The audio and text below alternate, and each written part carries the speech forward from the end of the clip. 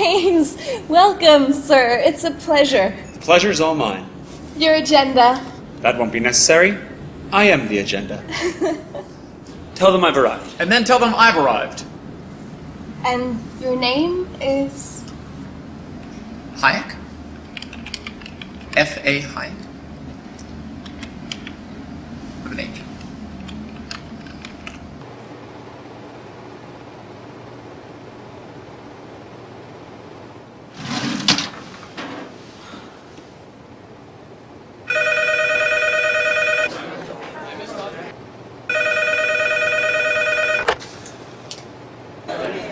Freddie. Yep. Keynes, Hey, listen, party at the Fed. Already? 20 minutes. Lobby. John Maynard Keynes. F.A. Hayek. Yeah, we're opposed.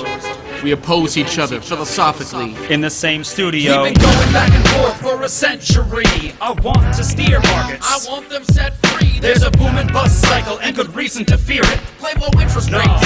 It's the animal spirits. John Maynard Keynes wrote the book on modern macro. The man you need when the economy's off track. Depression, recession, now your question's in session. Have a seat and I'll school you in one simple lesson. Boom, 1929, the big crash. We didn't bounce back, economies in the trash. Persistent unemployment, the result of sticky wages. Waiting for recovery, that's outrageous. I had a real plan, any fool can understand. The advice real simple, boost aggregate demand. C-I-G, altogether gets to Y. Keep that total growing, watch the economy fly. We've been going back and forth for a century. I want to steer markets. I want them set free. There's a boom and bust cycle and good reason to fear it. Play low interest rates. It's the animal spirit. You see, it's all about spending. Hear the register cha-ching.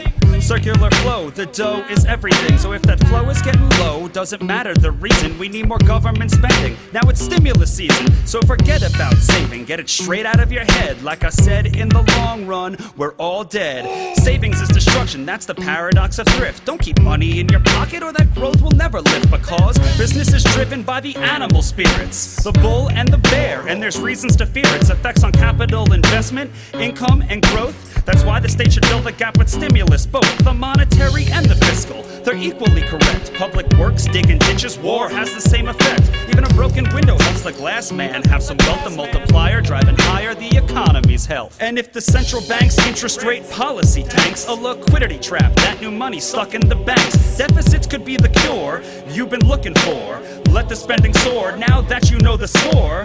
My general theories made quite an impression. Revolution. I transformed the econ profession. You know me, modesty, still I'm taking a bow. So say it loud and say it proud, we're all Keynesians now. We've been going back and forth for a century. I want to steer markets. I want them set free. There's a boom and bust cycle and good reason to fear it. I made my case, Freddie H. Listen up, can you hear it? I'll begin in broad strokes, just like my friend Keynes. His theory conceals the mechanics to change. That simple equation, too much aggregation, ignores human action and motivation. Yet it continues as a justification for bailouts, payoffs by poles with machinations. You provide them with cover to sell us a free lunch. Then all that we're left with is debt and a bunch. If you're living high on that cheap credit hog, don't look for a cure from the hair of the dog.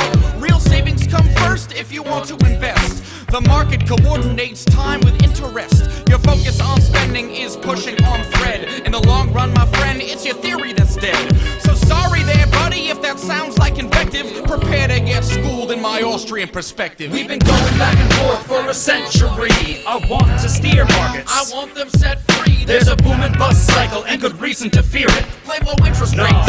It's the animal spirit. The place you should study isn't the bust, it's the boom that should make you feel leery. That's the thrust of my theory. The capital structure is key. Malinvestments wreck the economy. The boom gets started with an expansion of credit.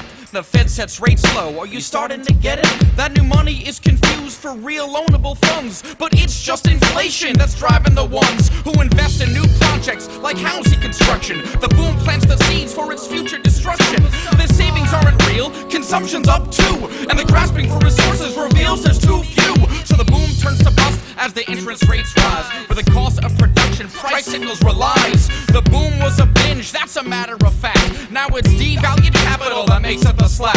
Whether it's the late 20s or 2005, booming bad investments seems like they'd thrive. You must save to invest, don't use the printing press, or a bus will surely follow, an economy depressed. Your so-called stimulus will make things worse. Just more of the same, more incentives perverse. And that credit crunch ain't a liquidity trap, just a broke banking system. I'm done, that's a wrap. We've been going back and forth for a century. I want to steer markets. I want them set free. There's a boom and bust cycle and good reason to fear it. Blame low interest rates. No, it's the animal spirit. The ideas of economists and political philosophers, both when they are right and when they are wrong, are more powerful than is commonly understood. Indeed, the world is ruled by little else. Practical men who believe themselves to be quite exempt from any intellectual influence are usually the slaves of some defunct economist.